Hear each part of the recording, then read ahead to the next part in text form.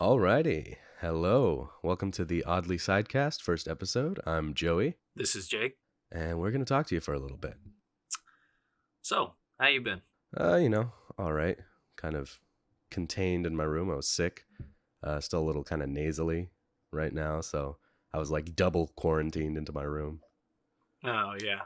For anyone listening, we're recording this during the huge California state-wide quarantine, well, damn near a national quarantine at this point. Yeah. Around this whole, COVID-19 plague. Plague. Yeah, I mean, we picked a great week to start this podcast. There's a lot of bullshit going on right now to talk about. Yeah, I'm going to get my bird mask. Jeez. Well, that was topical. Yeah, like a cream. I mean, it's a good thing we're addressing it though. Just not to date the video or anything, but it's good because it brings me to the first thing that I wanted to talk about, and that's recently here about a week ago they announced that E3 was going to be canceled this year because of the virus. Yeah, and there is part of me who is like, "Fuck yeah, dude! Like, E3 sucks. I hate that shit." Okay. It's usually cringy as fuck, It's like fucking Sony's basically boycotted it at this point, and they have their presentations down the street and around the corner. Right. And then Xbox usually has a fucking humongous world premiere Xbox exclusive HD 1080p 4K fucking presentation where they have to remind me that Xbox has Halo every 5 fucking minutes without showing me any actual gameplay of the new Halo game. I did get a kick out of all the world premiere. Dude, it was almost comical. And then the Game Awards, just this past fucking Game Awards, they did the featuring same Jeff shit. Keighley. Featuring Jeff Keighley From the Devil May Cry series. It was like, we just want to remind you guys. Fucking world premiere 4K HD 1080p Xbox exclusive, PlayStation exclusive, PC exclusive. They really got to hammer that home. I mean, it was funny, but I kind of look forward to it. I love like the big E3 roundups where they're, fucking showing the highlights and just watching people flounder on stage is a little cathartic. Because on one hand, you're like, I'm glad that shit wasn't me. Right. But on the other hand, like, damn, dude, we all had to watch that. It's intense though. Like going up on a crazy stage in front of not only the huge auditorium that you're in, but also like knowing there's like millions of people around the world watching you on the camera. Well, and I feel like it's a specific kind of pressure too, because it's not like you're just giving like a general speech to like a general public audience. Right. You're giving like a very concentrated kind of presentation to a very niche group of people. I mean, not that video games are hyper niche anymore in our day and age, but like it's still a fandom in itself. Like there is like a gamer culture, if you will. The gamer culture. The gamer culture, if you will. Right. That kind of that can be really like fervent about certain things. Yeah. And it can get whipped up real easy. Yeah, I mean, fucking to this day, there's like the most infamous E3 presentations that ever happened, like fucking Ridge Racer and all the wonderful classics. And here's a giant enemy crab. Oh, I forgot to mute my phone, guys. Wow. Oops. So that's one hand. One hand, I'm like, fuck yeah, I don't have to go through that secondhand cringe, awesome. The other hand, I'm really fucking disappointed because I'm really wondering what they're going to do to, like,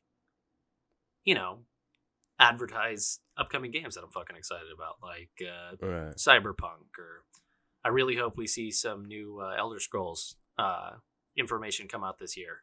I know that they said it was super far off, but, Yeah. That's never stopped Bethesda from teasing nothing before. Right. I'm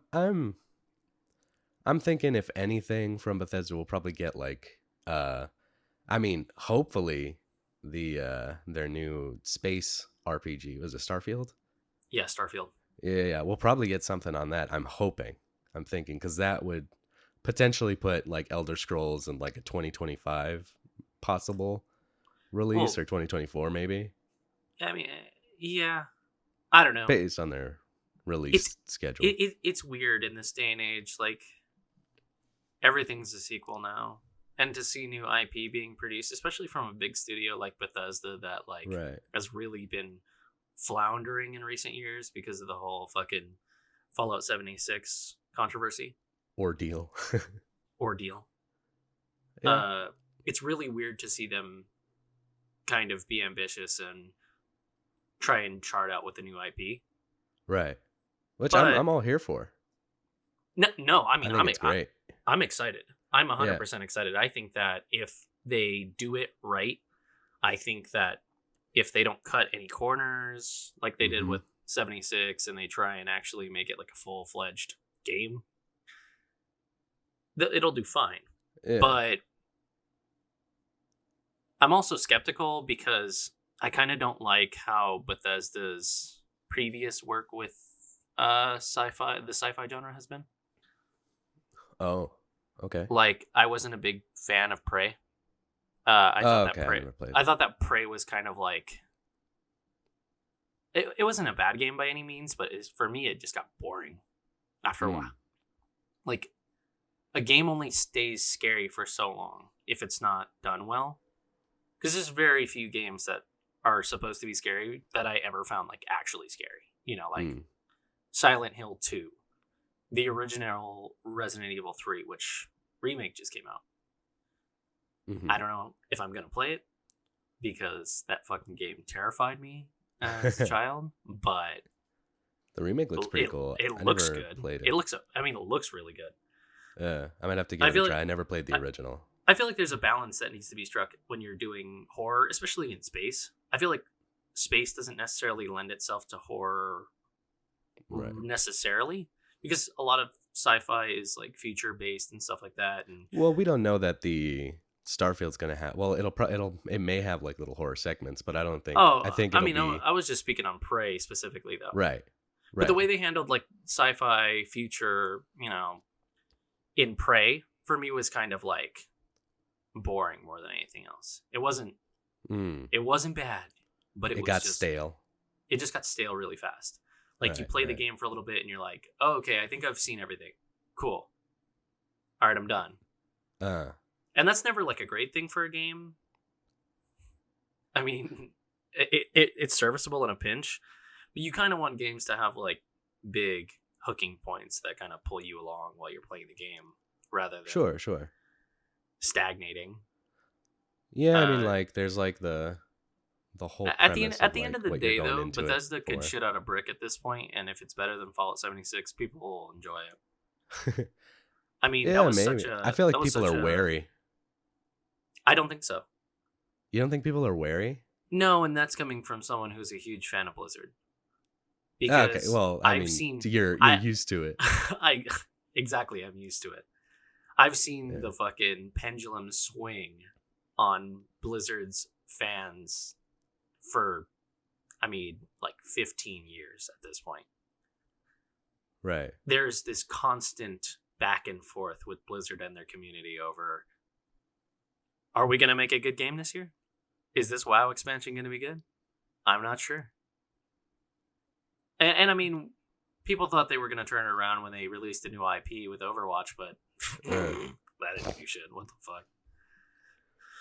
Overwatch was fun initially, at least for me as a person who didn't play any like shooters or anything like that. It was a fun, like, I felt like I could play it without having to be like freaking 360 no scope COD god.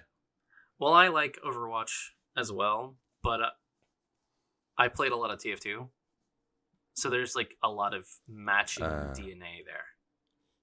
So a lot of times when I would play Overwatch, I was like, man, why don't I just go play TF2?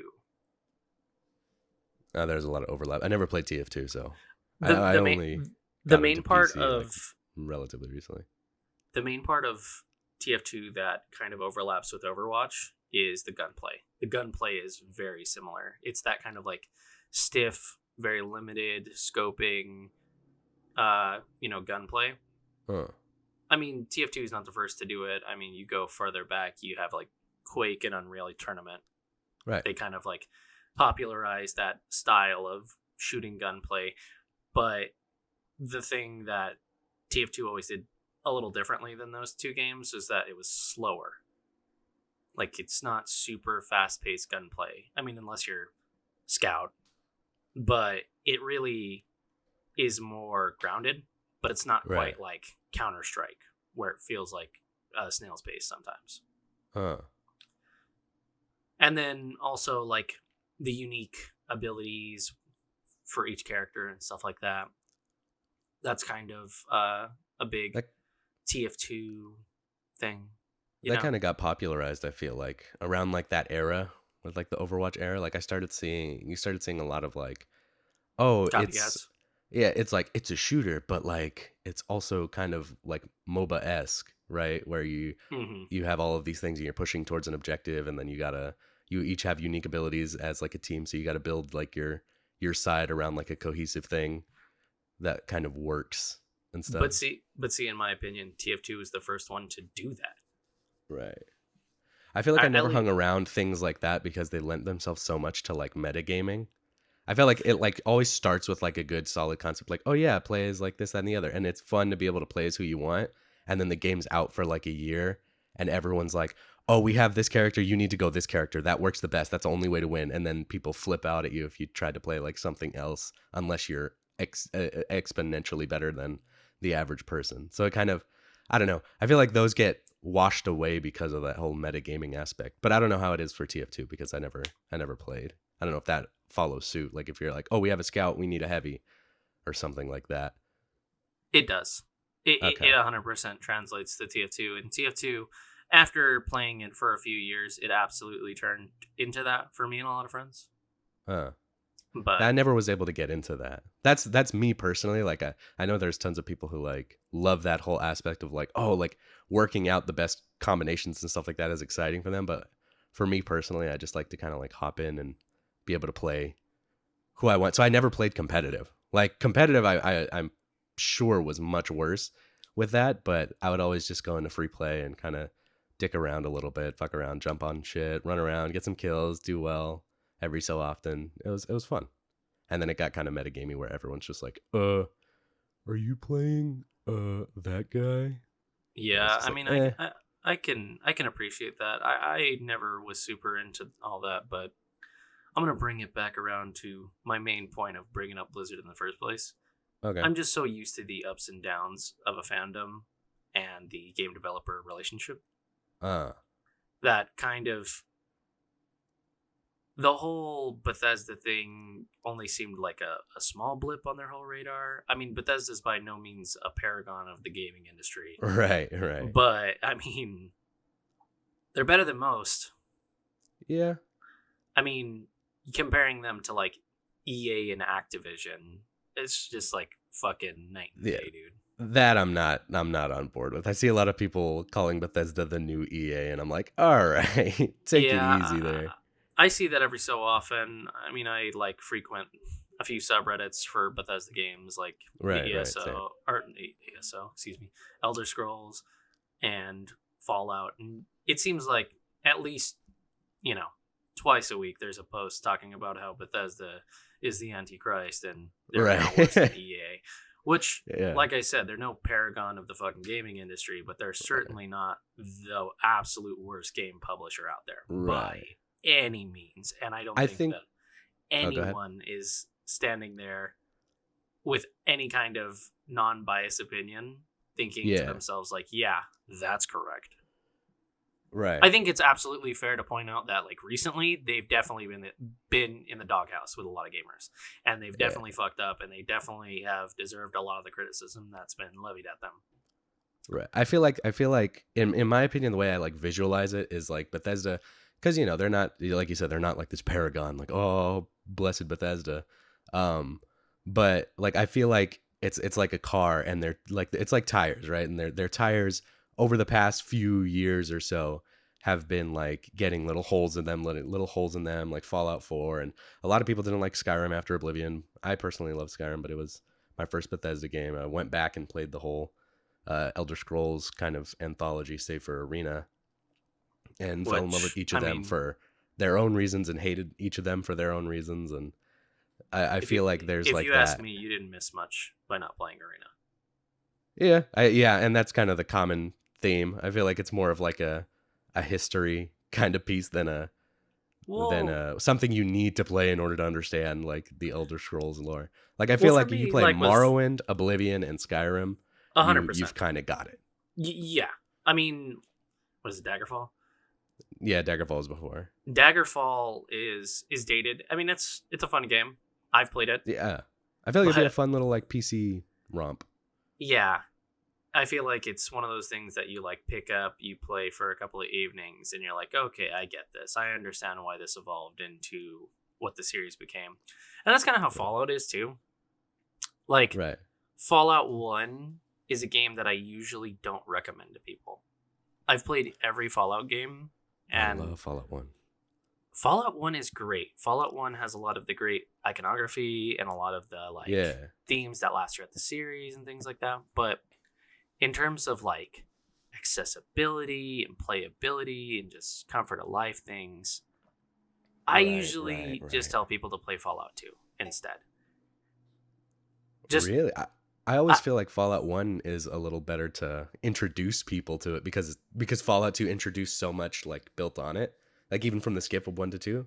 So I would always feel like if I was to recommend one of the classic ones, I'd recommend 1 because it was not easier, but less you had to understand less about it to go into it because it was the first one.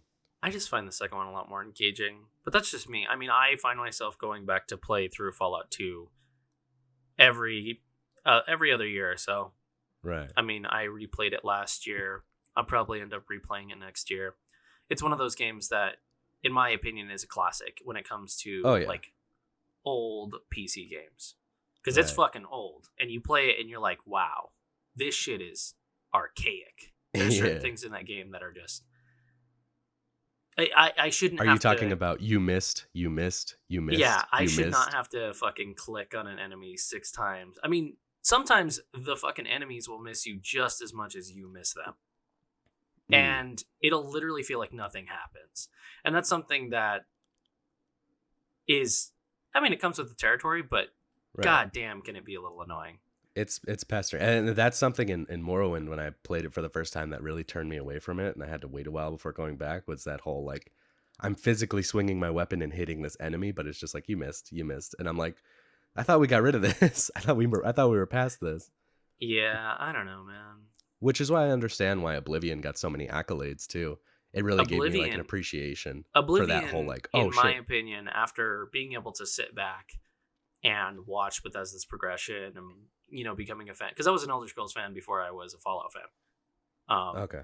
Being able to like watch their same here, like handling of, you know, Skyrim, and I'm not really the biggest fan of ESO, but the way that I've seen them progress the series forward, I feel like Oblivion was their high point. Okay. I feel like Skyrim is a great game. Skyrim has a lot going for it, but I feel like Oblivion had so much more personality. I go back and play Oblivion yearly. That's how much I love that game.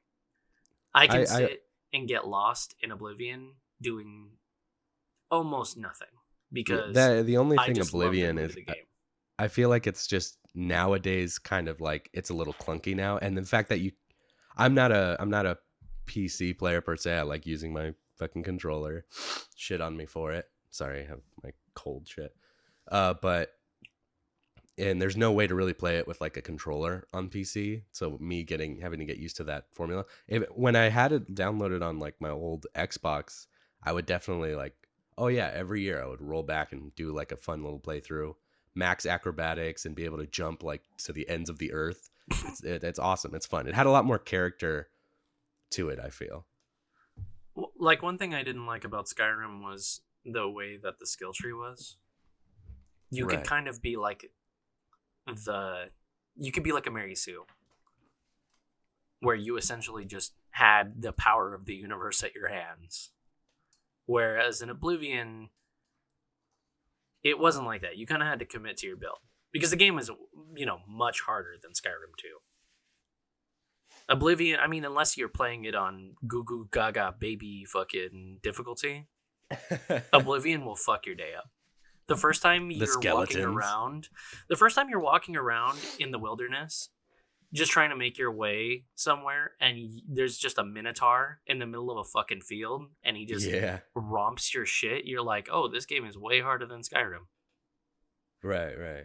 Yeah, I feel like in Skyrim you're very rarely, like even on like legendary difficulty, you're very rarely, if you know what you're doing, kind of put in a situation where an enemy will make you run from a dungeon.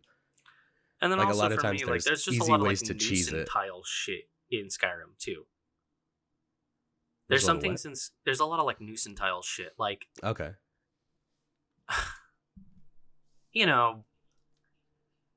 sometimes I don't want to be in combat. I don't always want the possibility of a fucking dragon attacking me. I don't think it added that much to the game. For me, that whole feature is annoying. And it becomes even worse when all you're trying to do is farm dragon bones and shit to get the armor. And they never show up. But you'll just be fucking trading in Whiterun and then a dragon shows up. Right. For me, that whole thing was just kind of boring. I never really thought that feature was awesome. And Oblivion doesn't do a lot of that. That's the one thing I like about Oblivion, is that Oblivion doesn't force you to do a lot of things. Oblivion gives you a lot more freedom. Bethesda fell into the trap of like making the player the chosen one in Skyrim, and in Oblivion you weren't the chosen one, you were helping the chosen one, and that's what made it fun. Like you weren't this like all-encompassing like god character, like you were just nobody who happened to be around when the emperor needed to go through and you just had to deliver the amulet. Like you could have fucked off after delivering the amulet. It's just because they made Bethesda, or it's just because Bethesda made Fallout 3. After Fallout 3, Bethesda's MMO changed a lot. Yeah, and going back to like what I said about the car, like I feel like Bethesda's been like a car that's tires were getting like a bunch of different holes in it, and they would patch it up and refill it with air and kind of go about their merry way. And then Fallout 76 was the tire that popped, which was kind of my take on it, which is why I feel like there are people who are wary going into Starfield. My opinion is I think people are going to be wary. And my hope is that Bethesda's going to come through, show shit with Starfield this year, and get people back, because I feel like it's going to be like their baby, like the Elder Scrolls is. Like comparatively to the way they treat the Elder Scrolls franchise and the way they treat the Fallout franchise, because they did pick it up from who? Black Isle? Was it? No. Interplay. Because they did pick it up from them, like it feels like there's that disconnect that there isn't in Elder Scrolls. id Softworks. I think Black Isle did work on the game too, but go on. Yeah, I feel like there's like that light disconnect where you feel like the Elder Scrolls is their baby, and I hope some of that shines through with Starfield, where they're like, hey, this is our own new unique IP, and we're gonna put everything we have into it, and we all care about it, we all want to do it. And there's like old interviews of Todd Howard talking about like how he wanted to do a sci-fi. So it's clearly something that there's been years and years of thought into, which I think will come out as like a new solid product. Like I believe that it'll be good. And this could bite me in the ass like a few months down the line, but I believe it's going to be good. But I feel like definitely people aren't going to be as like spoon feedy, because with like Blizzard and shit, like a lot of it's like, it's MMO, it's live service, whatever, online games, whereas these are single player RPGs, and these are like games. Are you trying to tell me that the World of Warcraft story is just a bunch of convoluted bullshit that Blizzard has hodgepodge together to keep people subscribed to a game for 15 plus years? Is that what you're trying to tell me right now? I would never say that ever in my life. I'm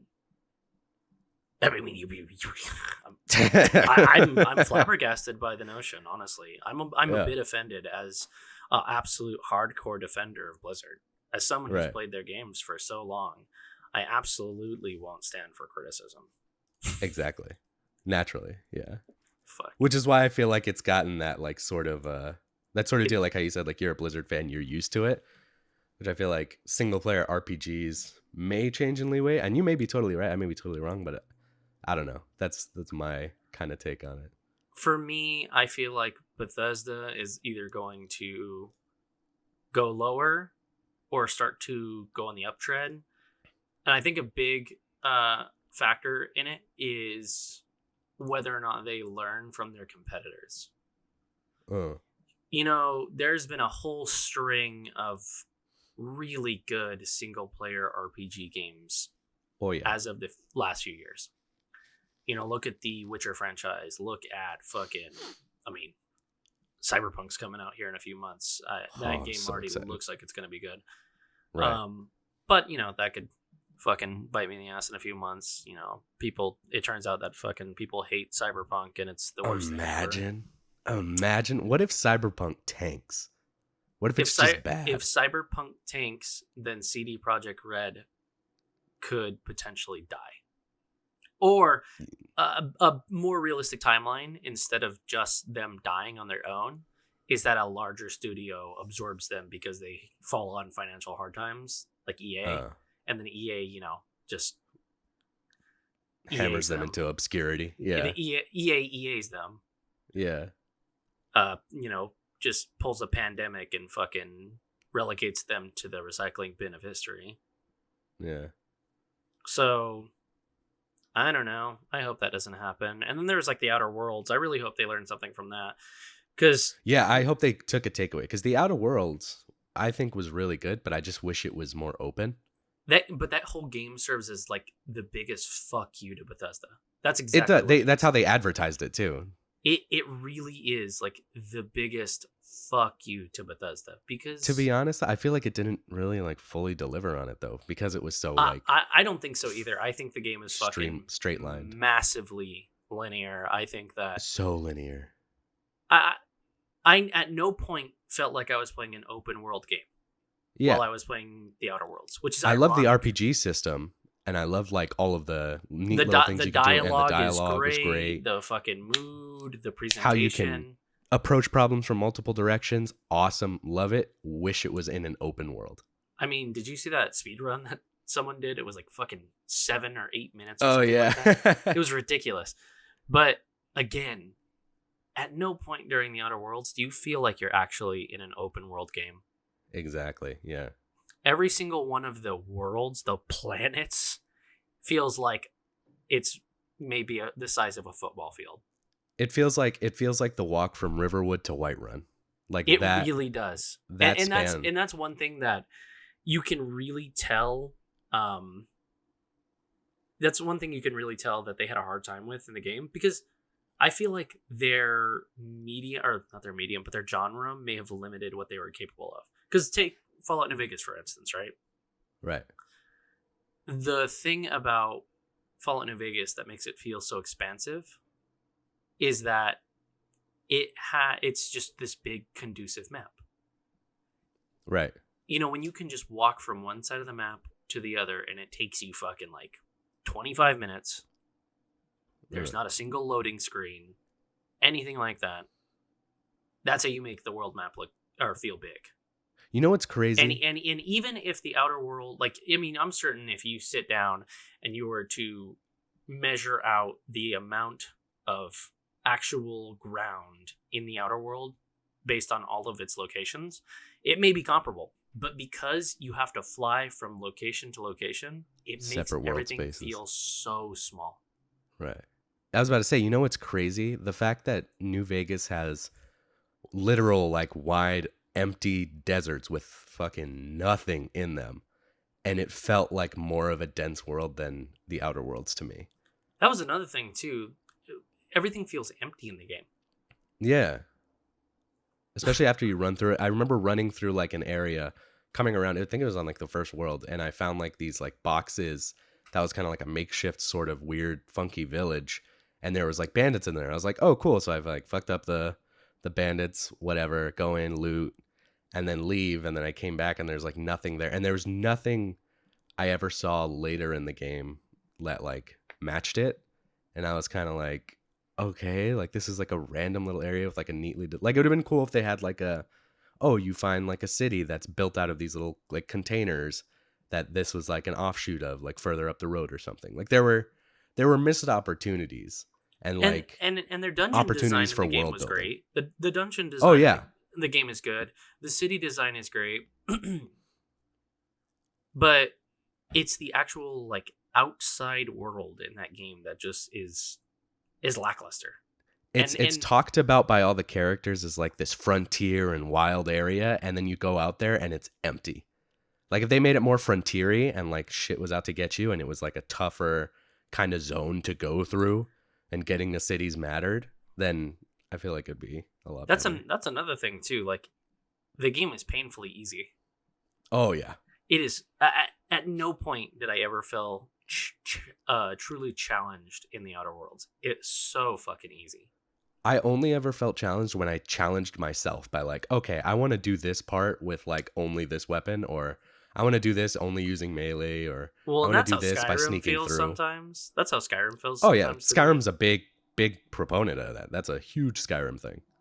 But I don't feel like it translated well to a game with actual guns. I feel like I don't think it translated well to a game as linear as that. That too, I feel like because if you're gonna be it's. linear, you have to challenge the player I feel based like on they like would the have been situation. better off just making a linear game. Just cut out the middleman, get rid of all the open world. Right. Just make it a straight up linear RPG experience. But then And they couldn't have dunked on Bethesda, dude. They had that's to what. dunk on Bethesda. The original creators of the Fallout series had to dunk on Bethesda, dog. 4K HD 1080p world exclusive. Yeah. I just hope that Bethesda learned a thing or two about how to do dialogue. I hope, yeah. If they took that dialogue and that being able to approach problems from multiple directions and use your skills effectively, and not having the character be voice acted for whatever yeah, god awful reason. yeah, that was a shot in the dark that definitely did not pay off. I don't know what they were trying to do with that. Like the whole point of an RPG is that you are supposed to put yourself in the character's shoes. Like self-insert or create like a character on your own volition. And like then outside of instead the of that, you're just like, here's the one voice for this character. right. And I love Brian T. Delaney, right? Like I think him and It's not his oh fault. my god, yeah, no, it was They just paid his ass for it. What was it? Courtney Taylor. It was Courtney Taylor. Brian T. Delaney and She played Courtney Nora. Taylor. Yeah. I feel like they excellent voice actors, and I would love to hear them as like a character or companions or things like that. But when you and then they put you into a box with your whole backstory too. Like Yeah, fucking your spoiler character- alerts for the first 5 minutes of Your Fallout 4. character is You have a wife. You have a wife. Your character is a family man whose life was thrown into disarray by the apocalypse. You were cryogenically frozen.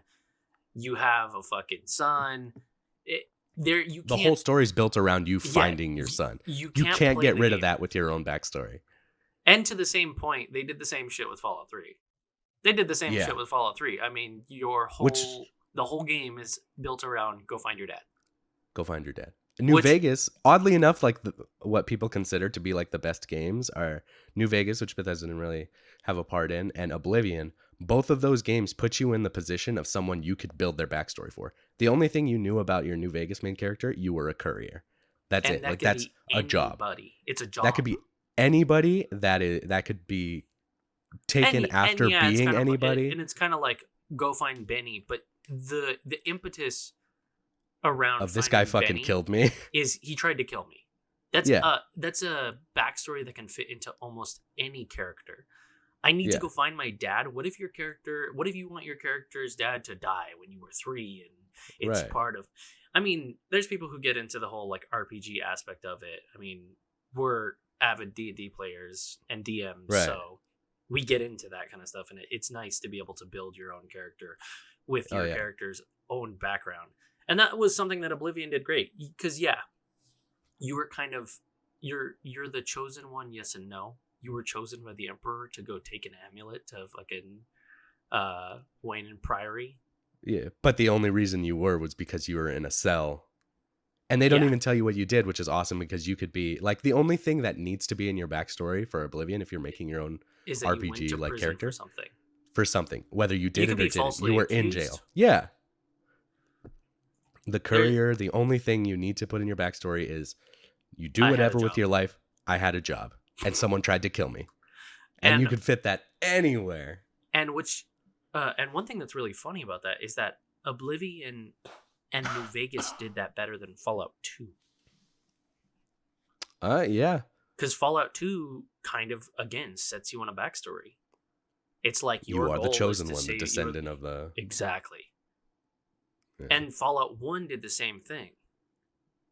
So, in a way, there is... In a way, you could argue that it's always been in the DNA of the Fallout series to do that to you. But, You know what I think? in my opinion, with Fallout New Vegas being my favorite Fallout game, it shows Right. that kind of like not following that is Yeah, probably you know what a better tenet. I was just about to say, yeah, I feel like in all Fallout games going forward, I don't want to start in a vault. That'd be Because it's interesting too. literally you start in a box that they've made for you. And every Fallout game where you've started in the vault, say for Fallout 2, because their box for you is like the village and giving you your whole history before you even start. Mm-hmm. But You could argue that you start in a vault. yeah, New Vegas, I think one of the things that made New Vegas great, right? Like you were talking about, was the fact that you just are a member of the wasteland. And the vaults are these mysterious, crazy things from the past. Mm-hmm. Oi. Oh, sorry. Yeah, like they're these... I like the vaults better as these sort of like foreign kind of things that are like, whoa, holy shit, the old order of things was crazy that they did this kind of crazy shit. I want to be born in the wasteland, and I want to be like a nobody in Tamriel that just like, And for whatever circumstance did I a great create. job of doing that. Oblivion did a I great job rose. of just making you a fucking nobody. Yeah. I think that's the best place to start. And Bethesda, like all the time, like, oh, you're a prisoner. Like that's the meme. Like Starfield, you're probably going to start in space jail. Yeah, I can imagine. But it's so good. It's such a good kind of premise because you're free to build it. Yeah. Skyrim is a little bit better when it comes to that, but you immediately get thrusted into you're the Dragonborn, so You are the Dragonborn, savior of this land. you have a little more control over your backstory because it's not given to you necessarily, Right. but then everything moving forward is I'm the Dragonborn. Yeah, it's the difference between like I'm a wood elf being able to fucking Dragonborn. I'm an walk Argonian away from Dragonborn. everything. Yeah. The hist speaks to me and tells me to swallow the souls of the dragons. It's Yeah. the difference between feeling like lore-wise at any given moment you could walk away from everything and history will still take its course, and Mhm. being like the thing that history is like incumbent upon, dependent upon. Like you in Skyrim, like no matter what, and they tell you, they beat you over the head with it 1,000 times over in the game, your destiny is to defeat Alduin. You are going to do that. That is your fate. And like, yeah, in Oblivion, like you have to do all like the story and shit and drive back Mehrunes Dagon, but you don't defeat Mehrunes Dagon. You're not the one who defeats him. You're not like this glorious person. You assist. You give the assist to... Sorry. You alley-oop You it. give... Yeah, you alley-oop it to... Who's it, Martin? Yeah, Martin. Martin Septum, and he fucking... Spoiler alert for a over a decade-old game now. Fucking Oblivion came out in 2004. Yeah. You give the alley-oop to this guy who becomes a dragon and kills him, right? Like, you're not that. And I feel like there's something to be said about not being that. Like, it's fun because you feel like at any time you could walk away and fate would take its course. You're not like an instrument of fate. You're just along with it.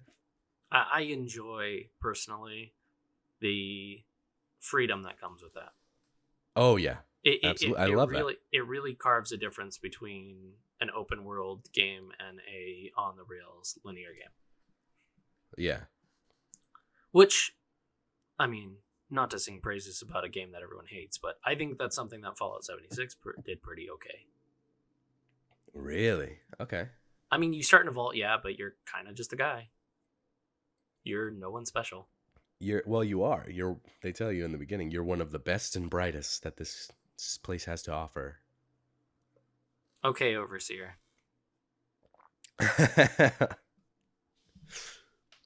Yeah, I mean, I get it. I feel like 76 like took it seemed like it was pitched as a Fallout game that had online when really it was like Fallout the MMO. And if they pitched it as like Fallout the MMO, not like MMO, but like Fallout Online or whatever, like that old one that people had made in the past, like if they pitched it as like this isn't a Fallout game, it's like a Fallout. Are you talking about Van Buren? Yeah. It's like a Fallout. It's an online game based in the Fallout universe. Yeah. People would have clung to that more. And if they'd had like Overseer, or sorry, what is it? What's the update? They made a Fallout MMO though. It was called Wasteland. It was free to play on Steam. Yeah.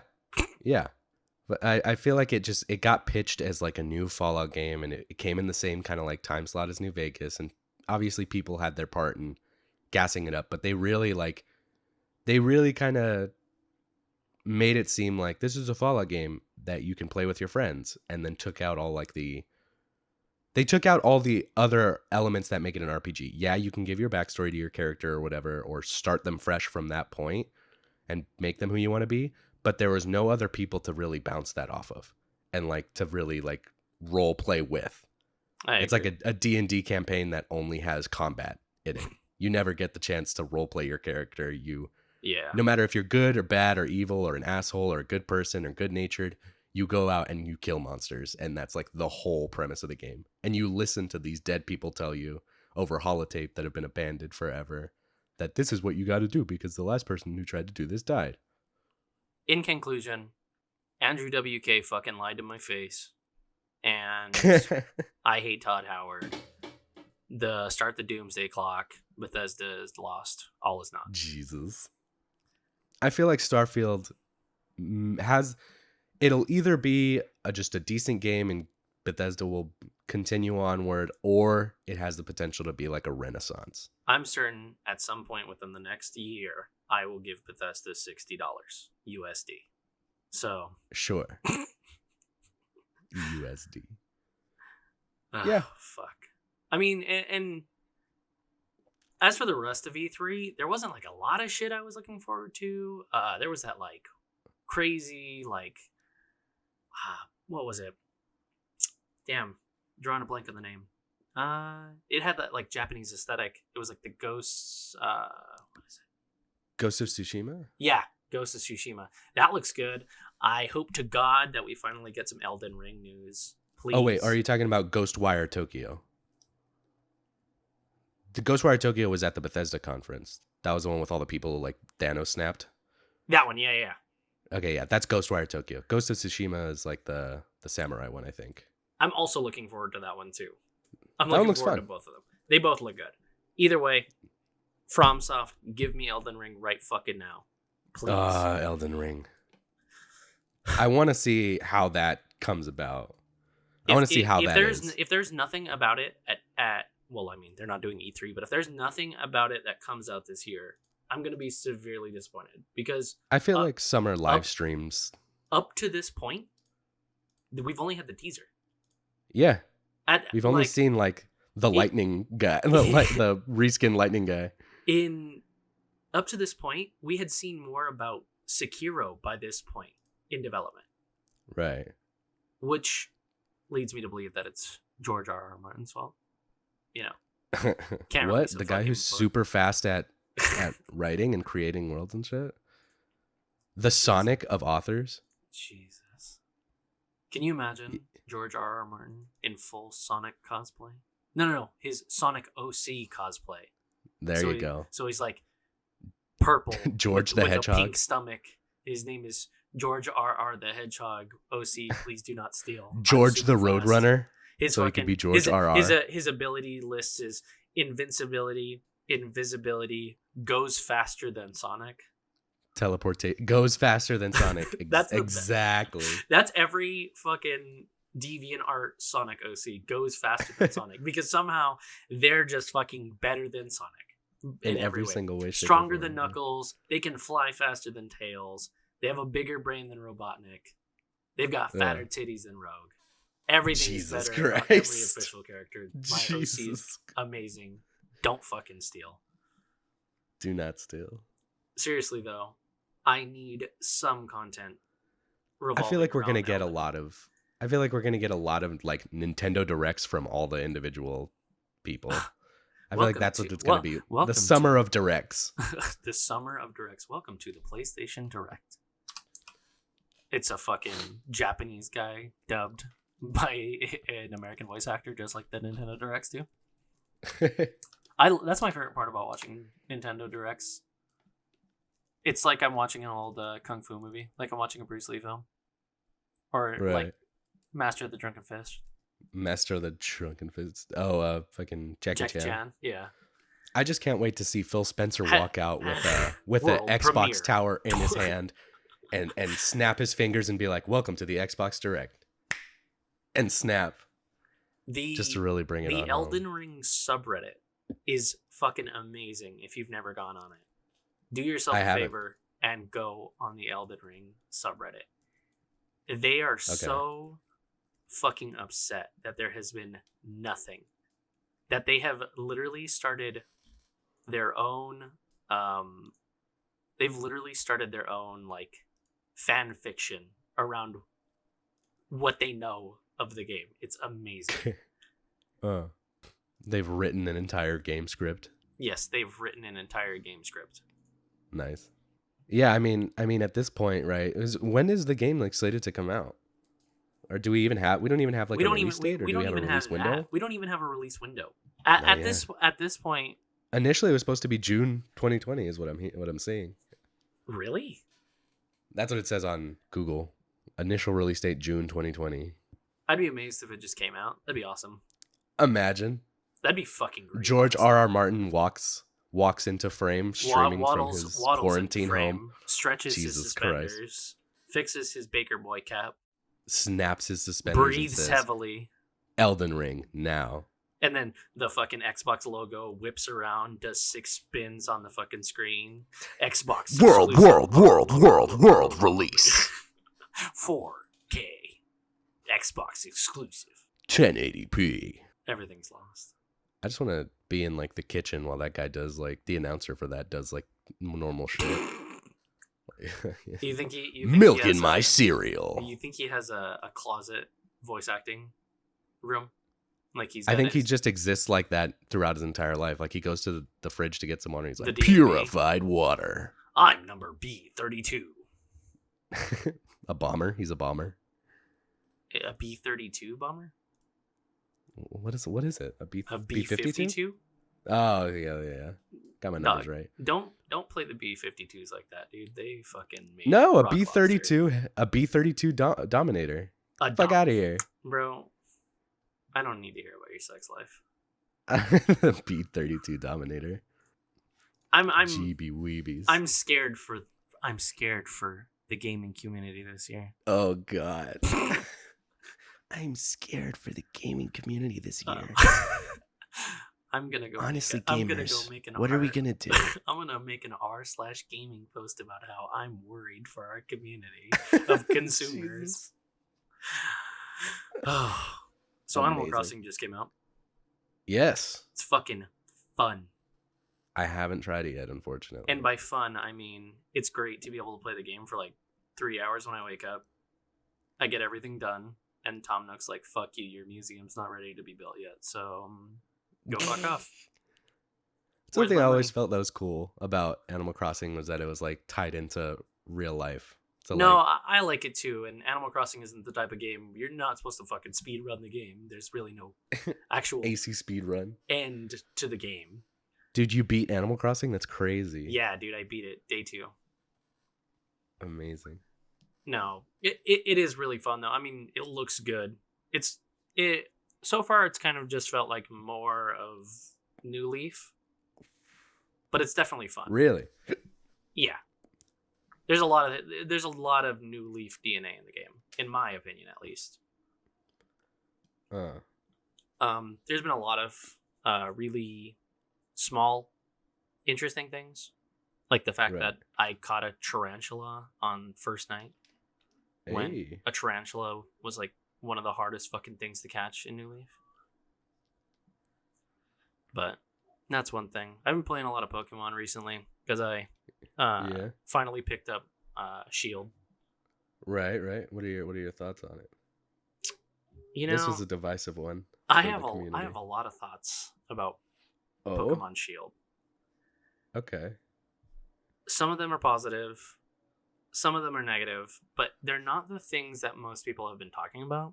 Like, people have obviously been like super up in arms about the whole what are they calling it online? The Dexiters? The Dexers, yeah. Or whatever, Dexit. Yeah. Fucking play on Brexit, but that was a big thing. People were complaining with the animations, yada yada yada. As if Game Freak would ever not be lazy for fucking 3 seconds. But the thing I found myself really disliking about the game is the fact that there's a difference between Gigantamax and Dynamax Pokemon. Okay. Why do I have to do max raids to get the Gigantamax ones? And why are the max raids on like a rotation? Like a real life release rotation. That's fucking awful. Just let me finish my Pokedex. Let me catch everything. Isn't that like half of the purpose of a Pokemon game, is to let me catch Pokemon? I feel like you can find those Pokemon in the wild. They just won't be Gigantamax, but... But that's part of completing the Pokedex. The fact that I had to have bought... I mean, because I played Let's Go Eevee. The fact that I needed to have Let's Go Pikachu in order to get Gigantamax Pikachu is bullshit. It's like, okay. It's just, for me, it's not fun. It's very anti-consumer. Okay. And then also, like for someone like me who picked up the game late because I didn't want to buy it when it first came out. Right.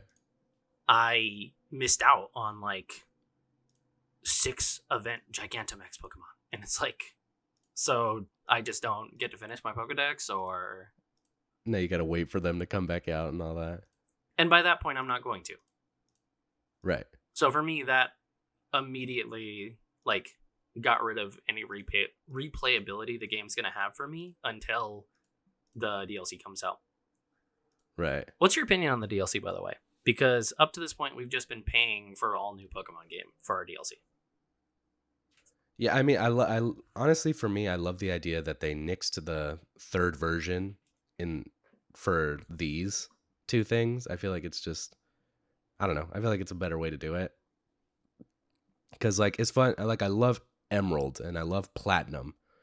But, like, I don't know if anybody could look me square in the face and say that, like, each of those games was not... Like, if that happened today, that, like, each of those games weren't, like, blatant, just, like, copy-paste. Like, imagine how lambasted... a little changed. Platinum is a little changed. But imagine a game today releasing with Emerald a completely copy-pasted world space. Emerald is damn near a 1-for-1. Emerald is almost a 1-for-1 with, like, minor changes at, like, when you get certain legendaries. And then Ultra Sun and Ultra Moon. But it had the Battle Frontier. Ultra Sun and Ultra Moon are fucking not worth it. No, yeah. Excuse me, let me rephrase myself. If you bought Sun and Moon, those games were not worth it. You were better off waiting until Ultra Moon and Ultra Sun came out. Right. And then I feel like the only sequel games that were worth it because they were actually different were Black and White 2. And really? I know that there's that era of Pokemon is pretty hated, but if you actually played Black and White 2, they were different. Like there was a lot of shit different in those games. I feel like Sword and Shield was good for backpedaling on like the whole jumping the shark that Ultra Sun and Ultra Moon did. But dude, man, like I feel like Ultra Sun and Ultra Pokemon Moon. Gun, man. Pokemon Gun. No, I feel like because Ultra Sun and Ultra Moon let you like jump through wormholes and fucking farm legendaries for shinies and get every single legendary fucking ever. And it was like you're riding on this lion or this giant moon bat through like these warp dimension portals. That's and how shit. we got the COVID-19. We were The riding moon on bat. bats. Jesus Christ, catching legendary Pokemon. I feel like that for me like took away from like the essence of Pokemon, and what I feel like Sword and Shield kind of did well, and lambast me for this if you want, but like they pulled back, they limited you a little bit from like being able to go nuts like a kid in a candy store with after hours.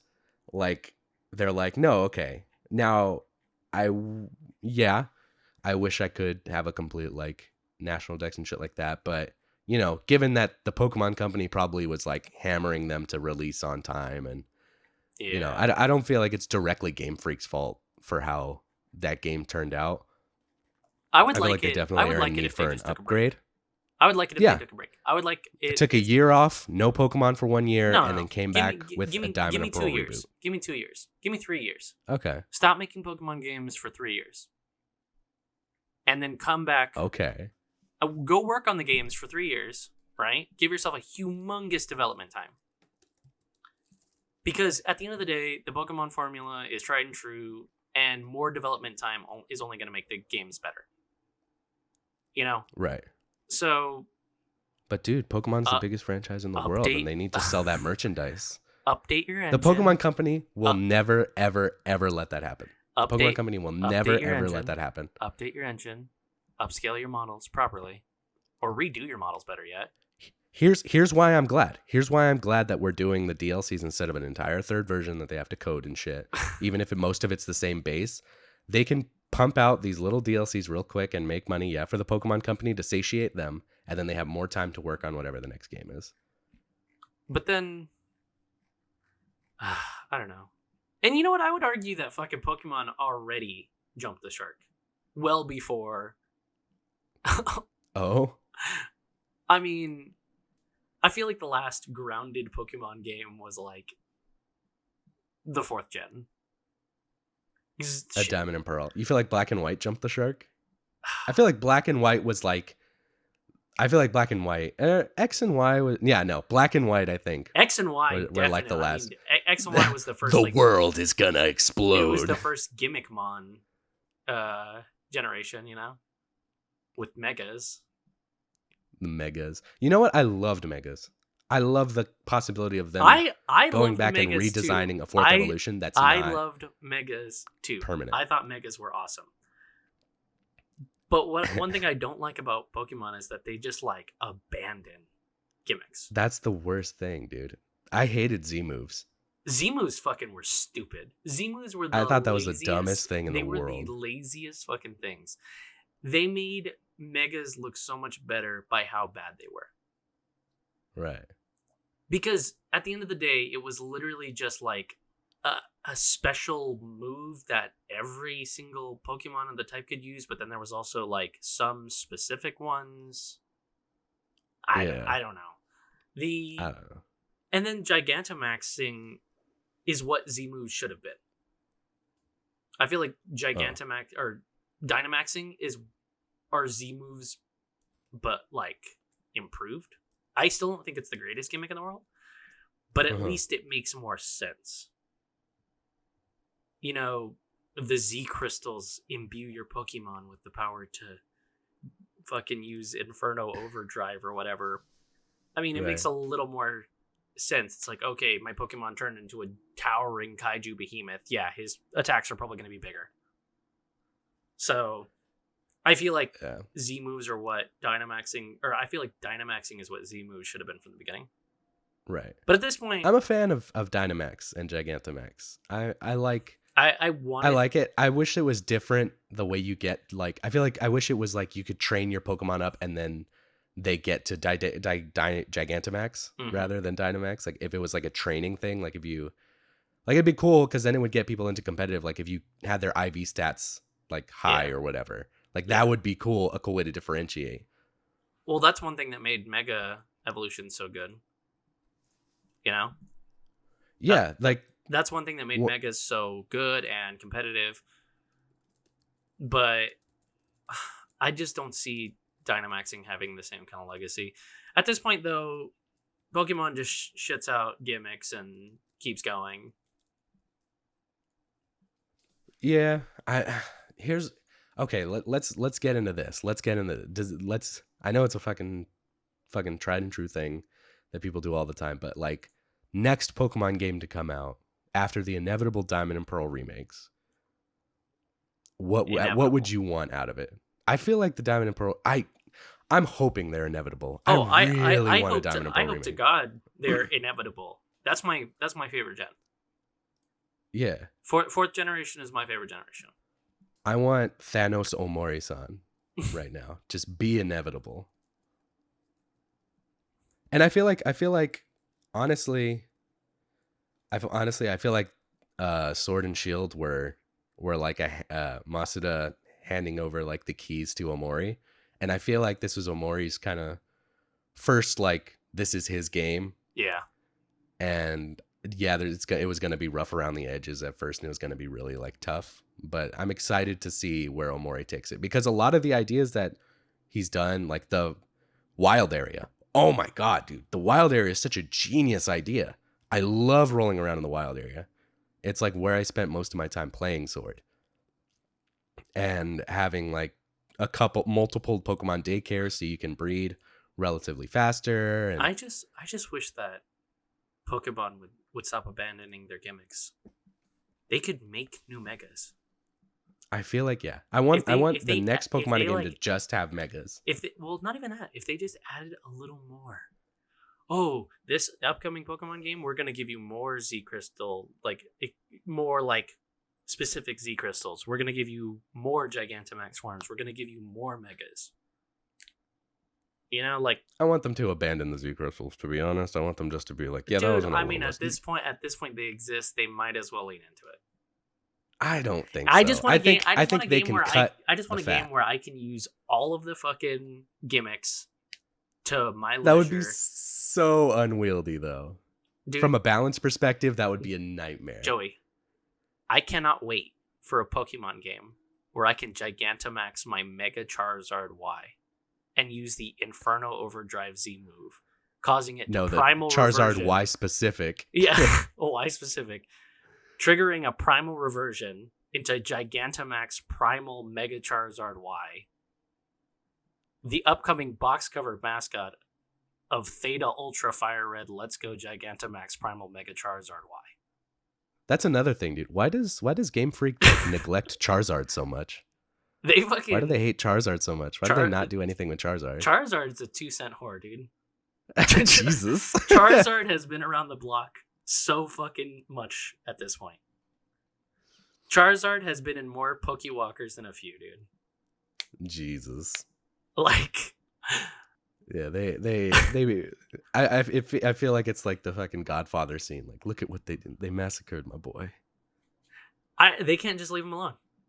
They can't leave him alone. And his Gigantamax is cool, I guess. But it would be one thing if they had like all three of the initial starters, and they were like running that trio around. Like, yeah, because then it's a nostalgia thing. But like specifically Charizard just gets ham-fisted everywhere. I feel even in fucking Sun and Moon, he had to be your flying Pokemon. Yeah. And it wasn't like you rode in the water on the back of Blastoise and fucking were able to traverse the jungle on the back of Venusaur. And I was like, no, you fly on Charizard instead of like the bird Pokemon of the region or any other Pokemon from that region specific. I don't know, man. The Pokemon series is a fucking clusterfuck. And I feel like Sword and Shield were a good like tugging on the reins, and the next one is gonna be all I gotta say is that I'm hopeful that I'm within the next 1 to 2 years, I will give Game Freak $60 USD. Yeah. For damn sure, in the next 2 or 3 years, I'm going to give Bethesda $60. I'm going to give CD Projekt Red $60, and I'm going to give Game Freak $60. Just for good measure, I'm gonna at some point give Activision Blizzard $60 USD. Oh, that's your and own shit. I ain't gonna do and that. I'm gonna continue to consume, and I'm And you going will to consume until the day I consumption die. ends. And on my deathbed, if they ask me, was it worth it? I won't be able to choke any words through the ventilator. So that's the end of our podcast for today, guys. I honestly, it's been great. I hope you enjoyed. I certainly did. And on that fatalistic note, I think Jacob and I are gonna say goodbye. So Tune in next week when we talk about, more global tragedies. Jesus, other video game shit, maybe some D&D, Yeah, pop culture in general. this is just the It's a fucking talking podcast. You know what it is. It's the talking Yeah. podcast. The chat, the It's- oddly sidecast. The Oddly Sidecast, if you will.